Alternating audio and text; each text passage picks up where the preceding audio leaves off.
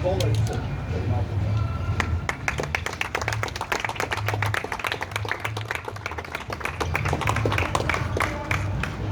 morning.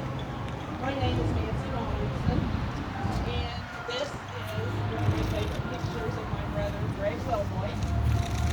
Greg was very proud to be a member of the Iron Workers Union, and in this picture, he's wearing his Iron Workers hat. Greg was also very proud to be a member, as he called it, of one of the most exclusive fraternities in the world. Greg was a survivor of death row. And he wasn't just a survivor of any death row, he was a survivor of death row right here in Oklahoma. Greg spent almost 5 years on death row for a crime he did not commit. He was convicted, actually, of murdering his wife in 1985.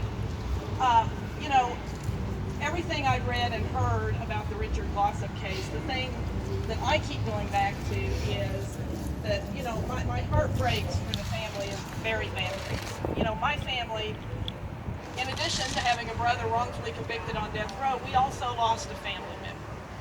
And I totally understand what his family is going through. I hope they get some comfort in knowing that the person that actually committed the murder of their loved one is in prison. Greg was actually convicted based on a bite mark, which now is considered junk science. They don't even allow bite marks to be used in cases anymore. But then, that was basically the only evidence they had.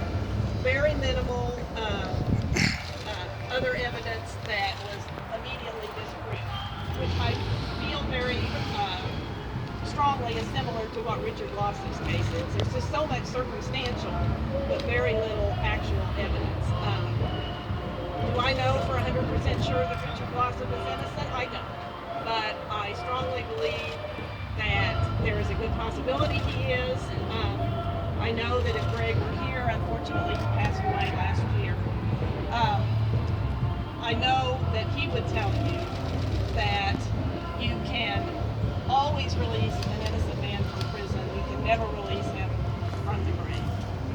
And I would now like to introduce my good friend. Nate Fields and I are both members of an organization called Witness to Innocence, which is an organization of death row survivors and family members. And Greg was also a founding member and considered Nate a very dear friend. And I am so proud that he was willing to come to Oklahoma to work with us to hopefully convince Governor Fallin to issue a stay for Richard Glossop. Nate Fields.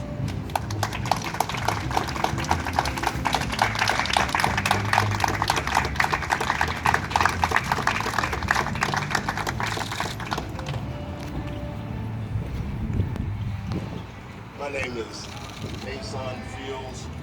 I'm from Chicago, Illinois. I'm Illinois' 19th death row survivor, exoneree. I spent a total of 12 years on death row for a crime I didn't commit. I remained locked up for 18 years before I was released.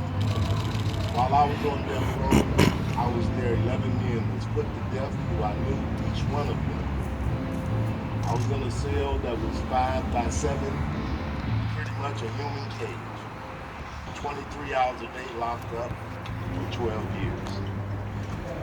Lo and behold, it came to the light that my judge who had sent me to death row, he turned out to be a crook.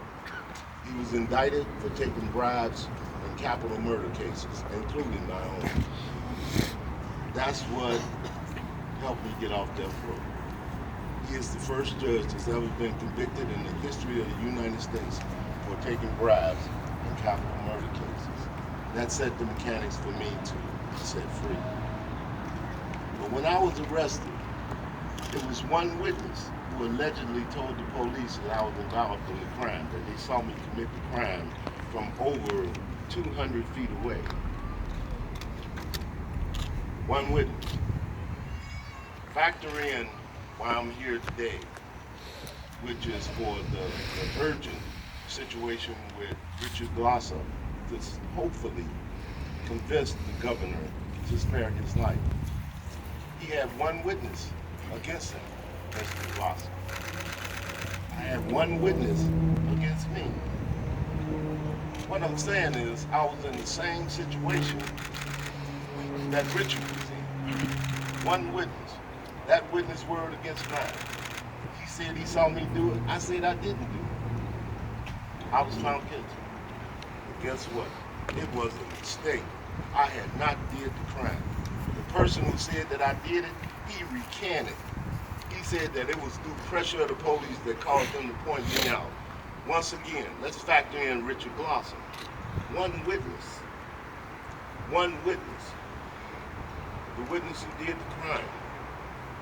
Richard Blossom, a man who's never been in trouble with the law. I think this is a very bad precedent to allow this execution to proceed. We all know that the death penalty system is broken. I'm the living proof of it because I was there. And I feel like it was my duty to come here to Oklahoma to speak to the governor and all the people here to alert you that you may be making a mistake. Just stop and pause. You may be making a mistake because I was in that same situation, one witness. And we all make mistakes. We are all human. And when we factor in the human factor, it's indisputable.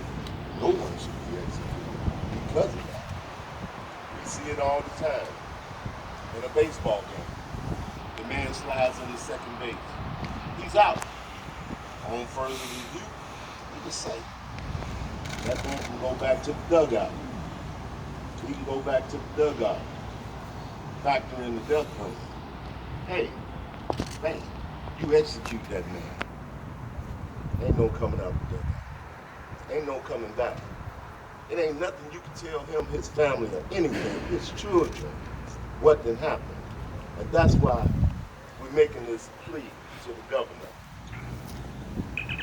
Myself, a man who was in the same situation that Richard was in. And I'm looking forward to that day when Richard can stand with me and go about the nation and try to stop other executions because I'm sure he's innocent. I'm sure he's innocent. And I just want to say that, Governor, I'm just trusting and praying that you just stop and pause. Give pause, because anybody can make a mistake, including you. Thank you so much.